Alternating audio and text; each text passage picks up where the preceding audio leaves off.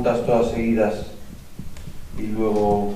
Y una cosa, estabais pasando frío, y yo también. Cuando ocurre algo así, no nos aguantemos, o sea, nos acercamos cualquiera a la cabina y se lo decimos al técnico, o si no hay nadie en la cabina, que puede suceder, salimos un momento y o sea, que no lo pasemos mal por no decirlo. Y no simplemente, Joan, yo desde luego personalmente siento agradecimiento por haber podido leer ese libro, porque tú hayas hecho todo ese trabajo de escribirlo, pero te quería preguntar, o sea, esta visión geoestratégica, o sea, esta visión global resulta muy abrumadora y puede tener a veces o sea, es difícil pensar cómo actúo en local desde esta visión global. Quiero decir, cuando las decisiones se toman tan lejos de mí, ¿cómo puedo actuar yo para cambiar las cosas? ¿Cómo me convierto yo en agente político? O sea, ¿cómo digerir ese tamaño que resulta tan gigante y de pronto uno dice, bueno, si es que no puedo hacer nada, ¿no? O sea, me refiero cómo hacer frente a esa posible manera de recibir esa información. Pues, quien quiera la palabra.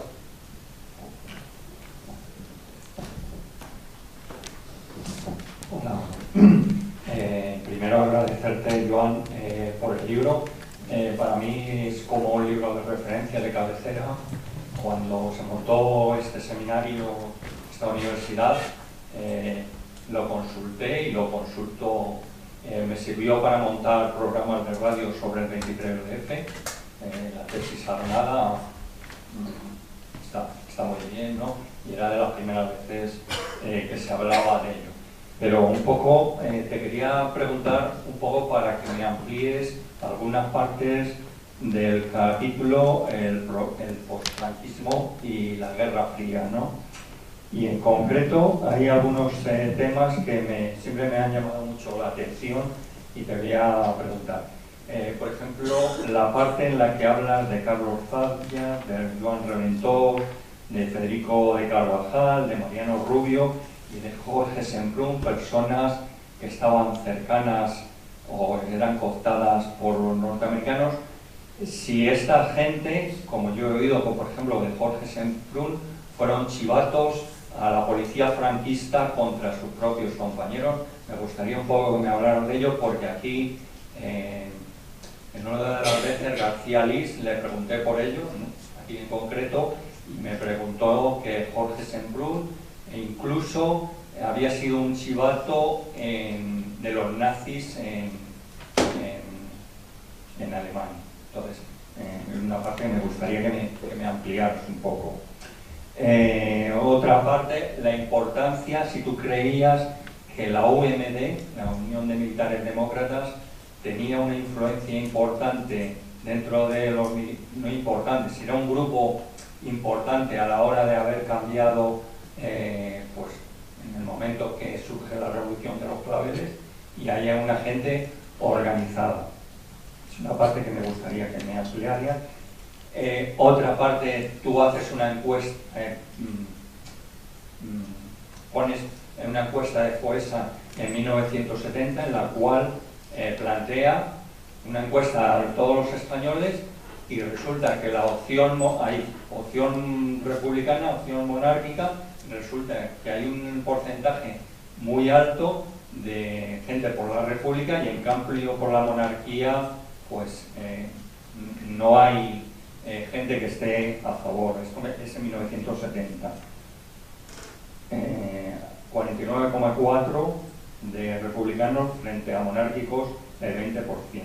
Y luego, ya para finalizar, hay una parte sobre la trilateral, la importancia de la trilateral en todo el montaje que hay en la transición, y te quería preguntar por qué, o sea, cómo se designa, por ejemplo, que Luis Solana, Trinidad Jiménez, Joaquín Walker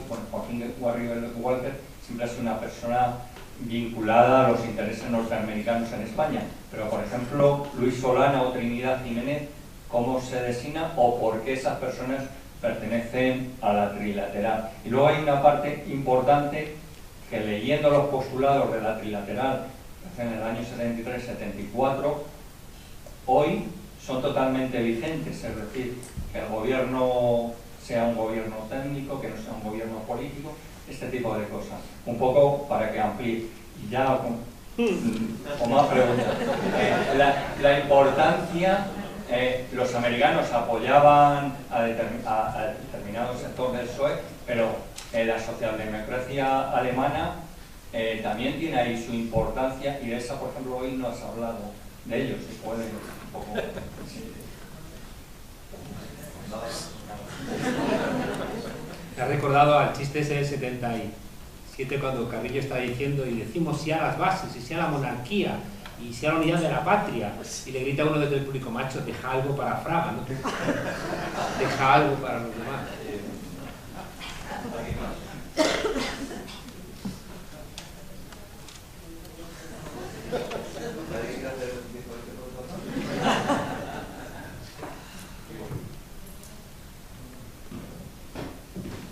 No, yo, ahondar un poco en lo primero que ha dicho el compañero, yo lo veo desde la perspectiva como ciudadano, qué margen de maniobra hay, en mi conciencia es lo que hay tan poco espacio que ya los enemigos, digamos, naturales en lo local, y luego ya esta exposición que has hecho ya te deja tan abrumado que dices, bueno, en fin, no sé, a mí me gustaría un poco dar esperanzas al movimiento, digamos, luchador y ciudadano con respecto a la que tenemos encima, ¿no?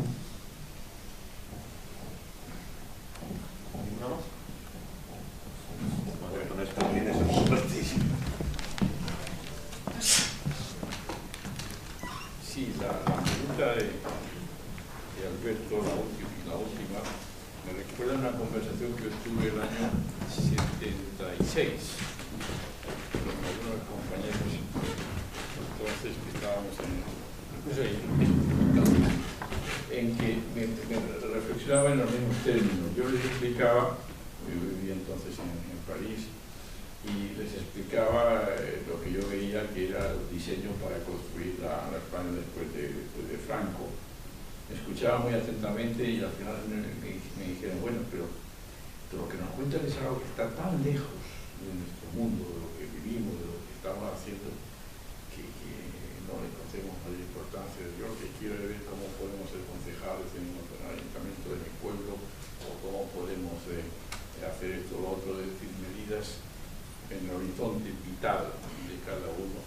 Y es lo que yo les explicaba de que estaba pasando afuera y que iba a pasar adentro, proyectado desde fuera, lo veían como algo muy lejano y de poca influencia. Bien, es el problema esencial. Las relaciones de dominación existen no solamente dentro de la pareja o dentro de un municipio o dentro de un país, entre unas clases y otras, entre unos estratos y otros, sino que también existen en los países.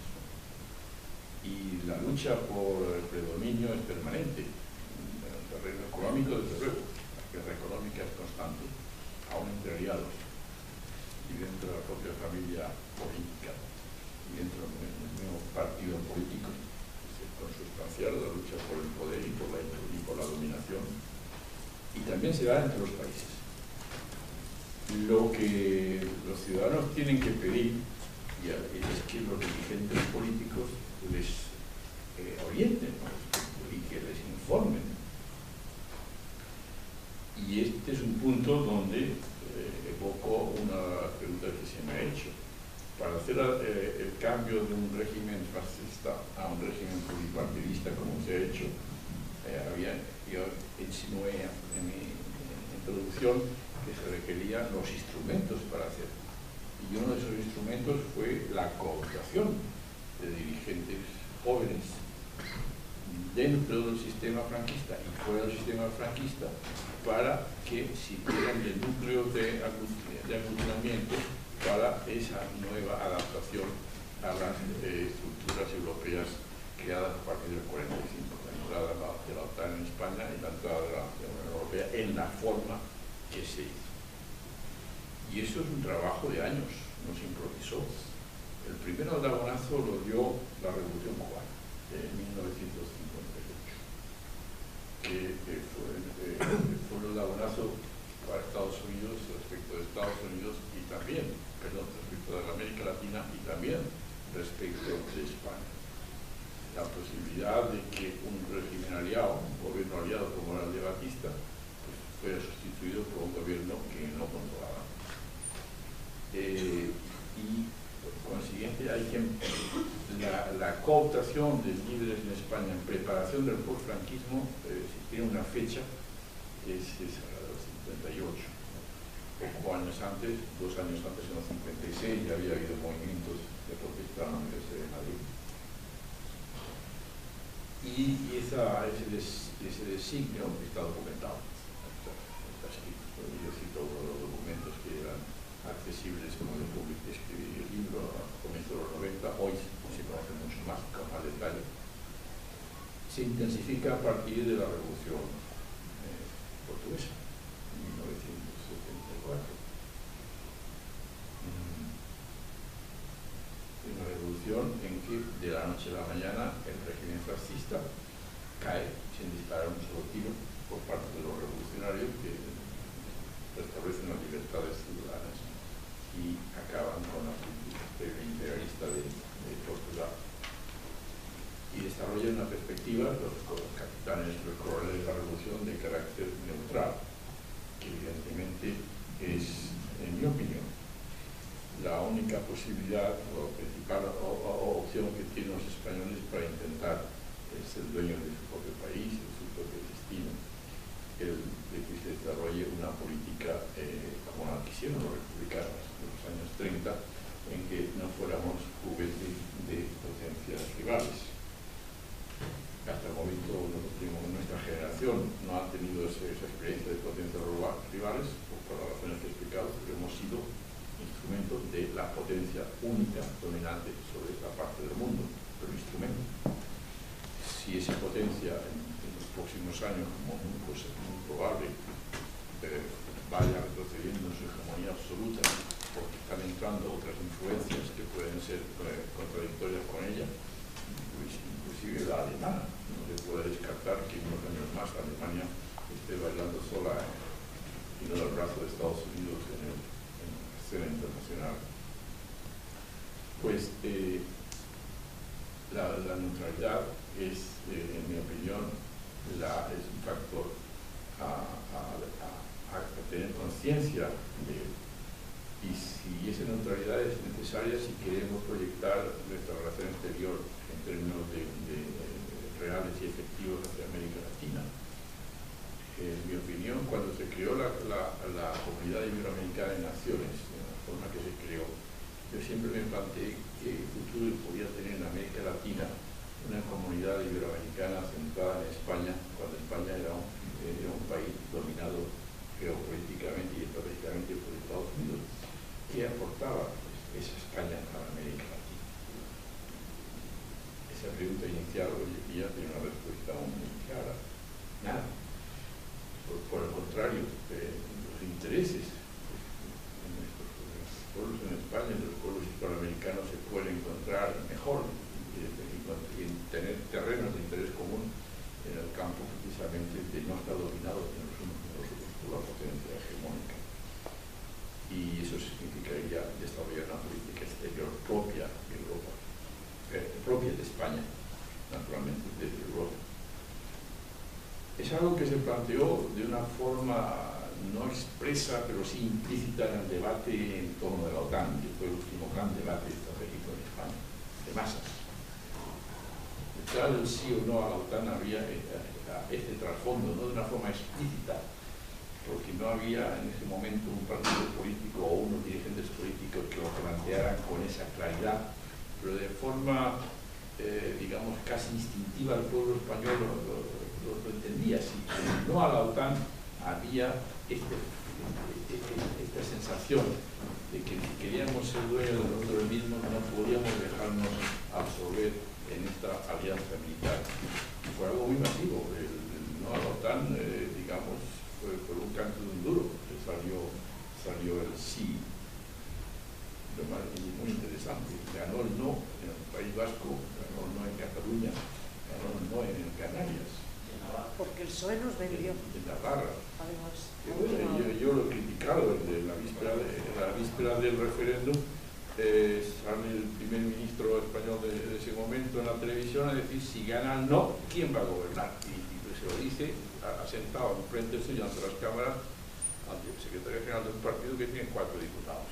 Es decir, dibuja inmediatamente ante los telespectadores la idea de que el no significa el desgobierno, el caos en este país. Y quizás ese programa fue montado porque las encuestas estaban diciendo que ganaba, ¿no? Entonces, para decantar sí, es imposible que así fuera.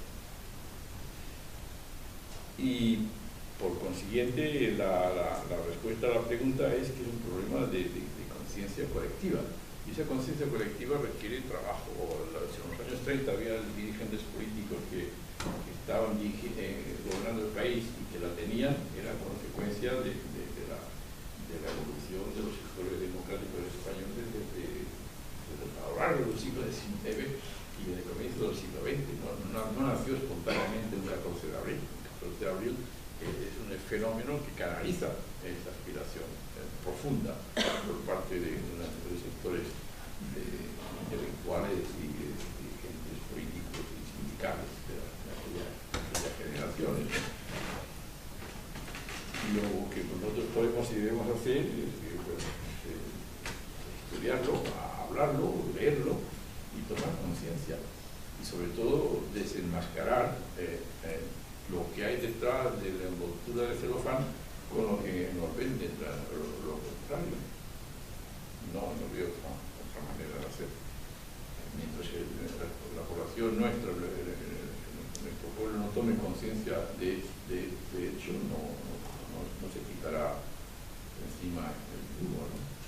Y la desinformación es un instrumento de dominación. Los elementos que había en la España de los años 70 al fallecer el dictador, pues eran los que eran. En España era un desierto políticamente. La dictadura, la guerra en primer lugar, había significado una depuración radical como nunca antes se había producido en la historia de España. El ejército que se impone en el 39 es un ejército nuevo en nuestra historia. En el siglo XIX hay guerras civiles, hay un abrazo de Vergara, ¿verdad?, en que los dos ejércitos rivales, el liberal y el conservador carlista, llegan a una integración y coexisten. En el 36 hay un sector del ejército español que tiene unas ideas semejantes a las que yo he expuesto, y ese sector se llama el ejército que está ahí presente, que va tomando, no se subleva contra la República. Uno de sus principales exponentes, el general Vicente Rojo Lluc, lo practicó una guerra como jefe de Estado Mayor del Ejército Popular Republicano, y después lo teorizó en sus libros. Alerta a los pueblos, que era uno de ellos. La defensa de Madrid es otro.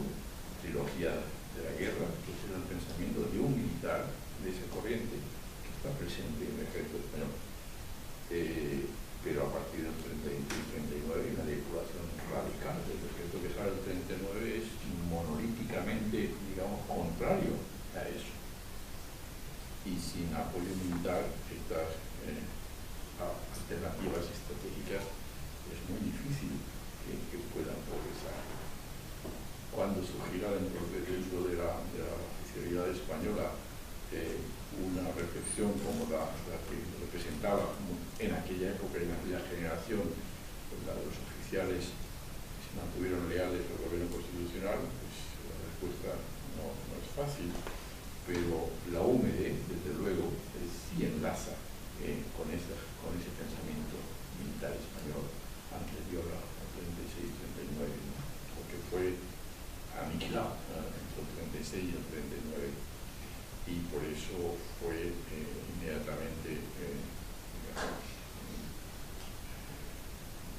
controlada por el sector franquista y marginada después de los 76 y 37 por los partidos supuestamente con siglas antifranquistas. Por que era un pensamiento militar que reflexionaba sobre los intereses estratégicos de España en la perspectiva de no dominar subordinación a una potencia hegemónica. La opción monarquía o república, bien, es una opción que no está históricamente enterrada ni superada.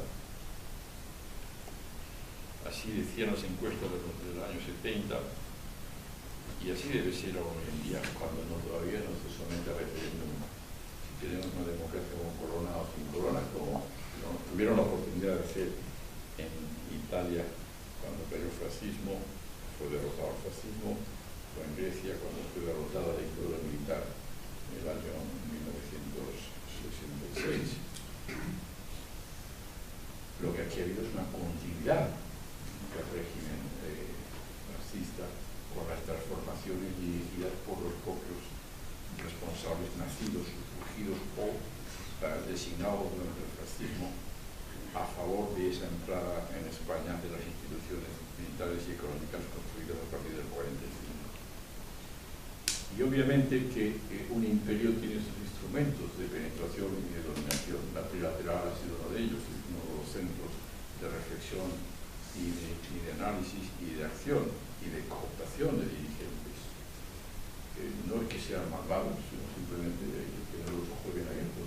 Así funcionamos. Lo que no hay que tener es cerrados, darse cuenta que esa es la realidad del mundo.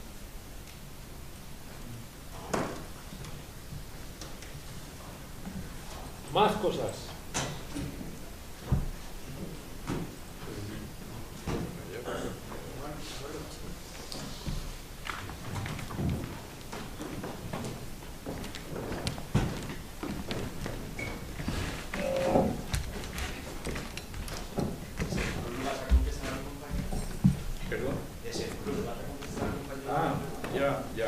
Bueno, la verdad es que yo las confidencias de la policía no las conozco. Yo lo que puedo hablar es lo que he estudiado desde afuera, cómo se ha visto distintas fases de la historia española y cómo se ha actuado sobre España. Y efectivamente en los documentos que yo cito se mencionan estos nombres. Ahora, lo que ellos hayan hecho o dejado de hacer, yo eso no lo sé. Y como no lo sé, pues no lo puedo glosar. Sí, de todas formas, sí, en el caso de Semprún me extraña, pero yo he leído a Semprún. Semprún estuvo en Buchenwald, un campo de concentración, y francamente, si hubiera tenido una actitud digamos, complaciente con los capataces, los caputs, perdón, ¿cómo le llamaban? Los capos eran internos del campo de concentración, prisioneros que trabajaban para el carcelero, ¿no? Eran los capos, un capo era eso, un campo de concentración. Pero se hubiera sabido, si Buchenwald, Semprún hubiera estado en ese lado de los complacientes con los carceleros nazis, habría muchos más que han sobrevivido en Buchenwald, si se hubiera sabido, digamos, a mí me extraña, pero opinión. Y eso no lo sé, pues sí que me extrañaría en el caso de Semprún, en relación con los nazis. Después, lo que he leído es su novela El largo viaje, ¿no? Que es una novela que tuvo el premio Formentor y que tiene un contenido filosófico, inclusive, no solamente literario, es incompatible con un interno en Buchenwald que fuera complaciente con el nazismo, ¿no? Más allá de eso. Sí, gracias Joan por la exposición. Yo quería preguntarte, una de las que has dicho es la clave del gran endeudamiento que tiene Estados Unidos en la situación geopolítica actual y cómo tras la caída de Lehman hacen todos los movimientos rápidos para conseguir la atracción de capitales de nuevo a Estados Unidos. En ese contexto Europa reacciona tarde y reacciona en el caso de Alemania con estas políticas de austeridad. ¿Cómo ves tú acertadas o equivocadas estas políticas para el juego que quiere jugar Alemania de tener un papel, como decías, incluso de bailar sola? ¿Se han equivocado? ¿Las ves acertadas? ¿Cómo ves? La política internacional es muy fría. Los estados son egoístas y miran a sus propios intereses. De manera que cuando yo estoy describiendo la política de las potencias no debe entenderse en el sentido de que estoy haciendo lamentaciones propias de un Jeremías, no, es que esa es la realidad. Lo que quiero decir es que hay que conocerla, hay que estudiarla y hay que saber lo que puede interesar, lo que no puede interesar de ella, lo que haya que condenar en la medida que significa para nosotros subordinación y explotación. Concretamente, la política de Alemania desde que nació el Imperio Alemán, el segundo Imperio Alemán, en 1870, se proclama en Versalles sobre la derrota de Napoleón III. Ahí nace el Imperio Alemán. Cae. El tercer Imperio Alemán, pues, el Tercer Reich, se proclama sobre la base de la derrota de Francia, de nuevo, y dominación sobre otros países. En estos momentos lo que estamos viendo es una Alemania hegemónica a través de medios distintos, pero que sí busca sus propios intereses. No me cabe duda que también lo está buscando Italia, lo está buscando Francia, que no lo busca, en mi opinión, en España. Yo no veo a este gobierno español o al gobierno anterior desarrollando una política de intereses propios y particulares. Al contrario, digo que traducen al lengua castellana los acuerdos que se adoptan en los foros con la reunión de la puerta cerrada a los cuales asisten. Lo hacía así el gobierno en el cual era ministro de Exteriores Fernández Ordóñez, y lo han venido haciendo, en mi opinión, los sucesivos ministros de Asuntos Exteriores. Y esa política, pues, al servicio de esos intereses, lo que ha buscado en este país es muy claro, un mercado para sus capitales, para sus exportaciones, creo que era más competitivo aquí en España, y sol y salud para su tercera edad.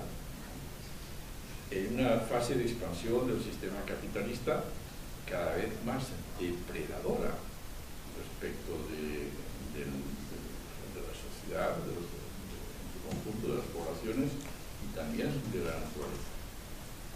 Estamos viviendo una secuencia histórica en que ya en algunos centros de análisis, nada sospechosos de complacencias revolucionarias, todo lo contrario, muy realistas, analizando la evolución de algunas variables económicas y sociales del momento actual, están viendo que estamos viviendo una etapa posiblemente de víspera de grandes catástrofes digamos, biológicas y de la propia naturaleza. Por ejemplo, un trabajo que se publicó el mes pasado, con financiación de la NASA, hecho por varios universitarios norteamericanos, que estudia el colapso de civilizaciones desde la antigüedad más remota, desde los egipcios y los hititas hasta ahora, y busca unas variables que explican, intentan entender por qué colapsan esos imperios en un momento determinado, las sitúan en el momento actual y calculan que a 15 o 20 o 30 años la civilización actual colapsaría. Por otro lado, otros estudios también están difundiéndose en estos momentos en los centros de pensamiento occidental más consolidados, estudian la variable de desigualdad, de creciente concentración de la riqueza, no ya en el 10%, sino el 0,10% de la población, como un fenómeno de desintegración social y desintegración económica, aparte de los problemas ligados a la destrucción del ecosistema. De manera que esas políticas de austeridad a que tú te refieres forman parte de una ola de fondo que arrastra al conjunto de los pueblos del mundo y que lleva en sí misma las simientes de mayores catástrofes. Y ahora, si antes se decía que qué podemos hacer individualmente no podemos hacer nada más que intentar conocerlo y entenderlo. Se requiere fuerzas colectivas para hacer frente a eso, o a los efectos de esas olas de fondo sobre nuestras comunidades y sobre nuestras colectividades. Y ese es el papel de las organizaciones, cada cual en su sitio, las universidades en el análisis y en la difusión de los conceptos más realistas, ¿no? Por más duros que sean, y las organizaciones sociales, cívicas, políticas, sindicales, pues buscando programas y compromisos y acciones de conjunto que se traducen en todos los terrenos, por ejemplo, el terreno electoral, para hablar de algo inmediato, como estamos a semanas de unas elecciones, ¿no? Llamativo en este país como la derecha está unida detrás de un solo partido. La derecha unida en un solo partido. Y aquí nadie se plantea ni siquiera una coalición de lo que no es derecha, digamos, del resto, al margen de la derecha, nada. Hay una magnífica competencia, a ver quién es más guapo por su propio lado al frente a esa unidad de la derecha. Desde luego, es la mejor manera que continúen manteniéndose porque es fructífero y provechoso la unidad de la derecha.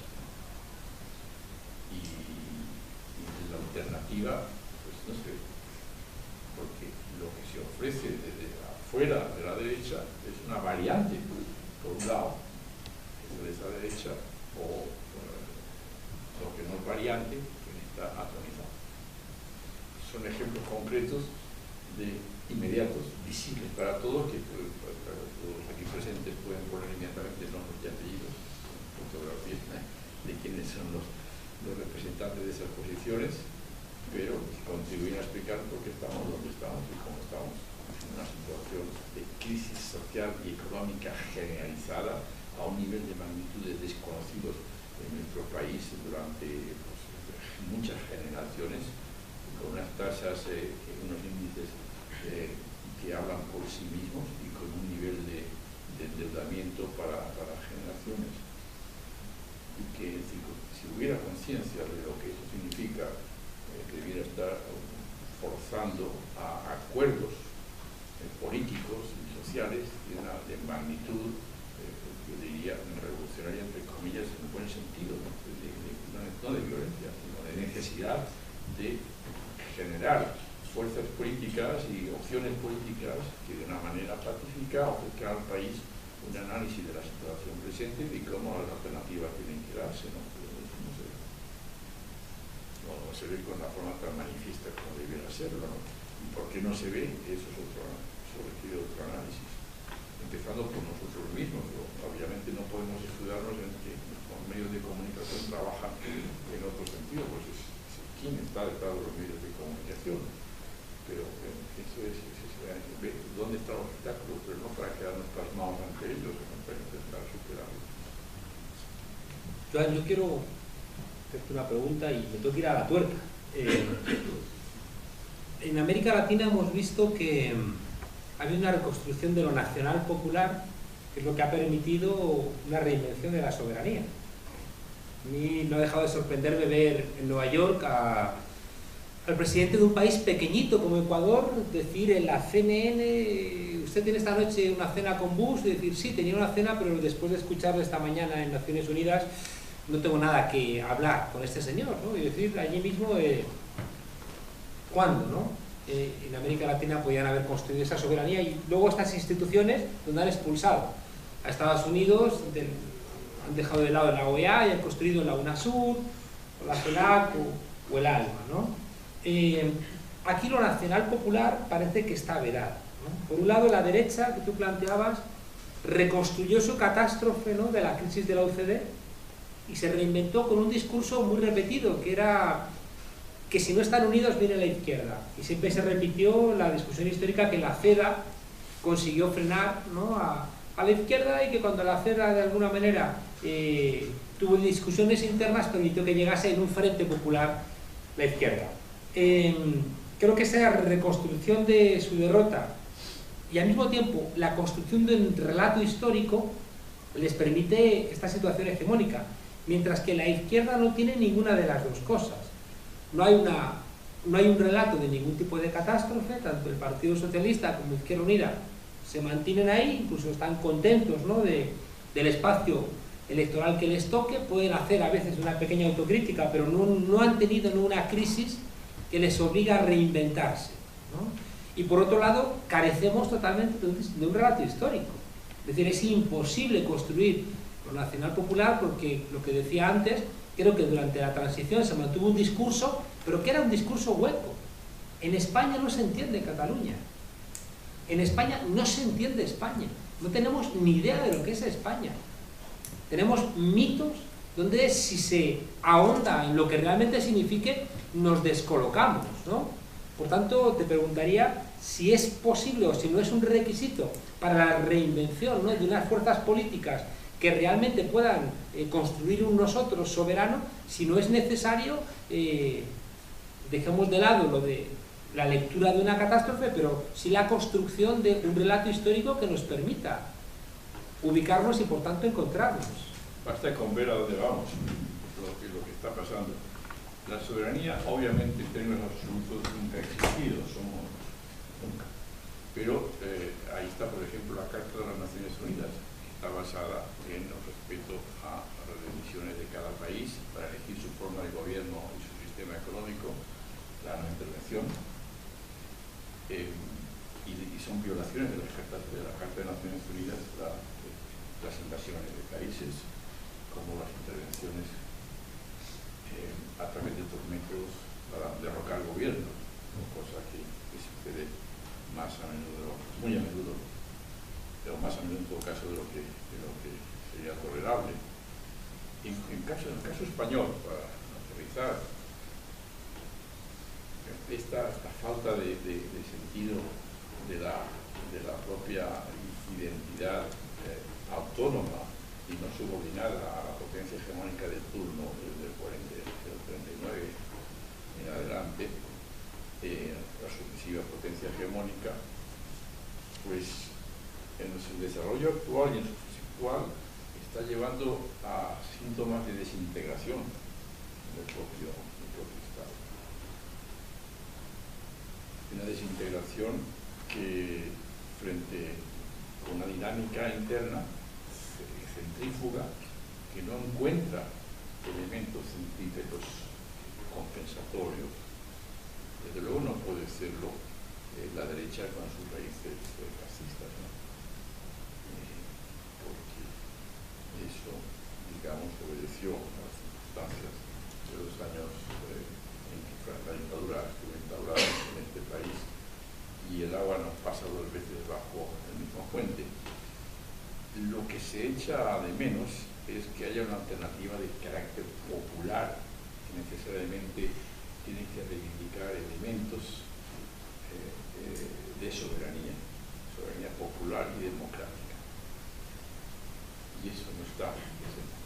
Cuando a veces yo reflexiono sobre lo que está pasando en estas fuerzas desintegradoras, en que no es difícil concebir la proclamación de independencia de unos territorios o de otros, a veces me pregunto qué es lo que eso qué podría haber de contrapeso a esa dinámica. Y quizás la respuesta fuera un sobresalto de carácter popular, porque en los últimos, es uno de los temas de mi reflexión, la soberanía en las últimas décadas, en las últimas generaciones, ya hablo del siglo XIX hasta ahora, la soberanía de este país ha tenido una base popular. Las clases dominantes han cedido soberanía hace varios siglos para mantener su control sobre el territorio español.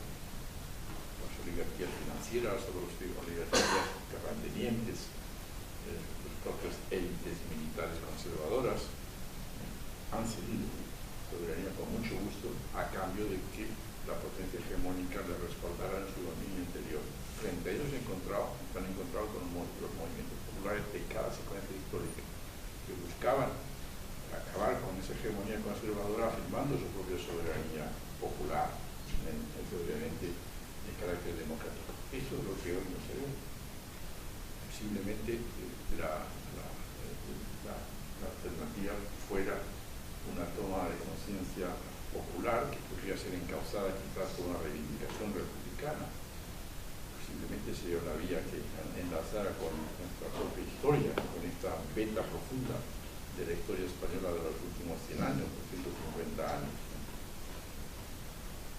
Pero si no llega demasiado tarde, vamos a ver dónde se encuentra, no nos encontramos todos en 15 años o antes. Bueno, como yo les decía, creo que hay una cuestión generacional y yo soy un pesimista esperanzado o un optimista trágico y tengo la sensación de que sí que está surgiendo, ¿no?, esa posibilidad de reinventar ese ámbito nacional popular, quizá como siempre desde fuera, ¿no?, quizá esas decenas de miles de jóvenes que han tenido que salir fuera de este país porque este país no les está entregando la posibilidad de supervivencia, están elaborando una reflexión sobre qué no es España, que quizá, ¿no?, nos sirva para reinventarnos, ¿no?, igual que seguramente sería inconcebible lo mejor de nuestra transición sin lo que nos aportaron, ¿no?, los exiliados republicanos.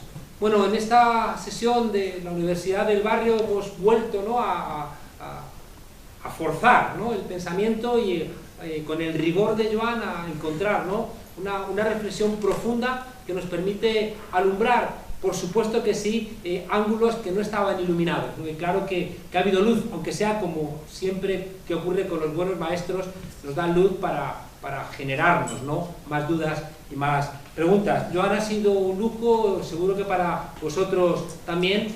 Muchísimas gracias y nos vemos la semana que viene. Muchas gracias.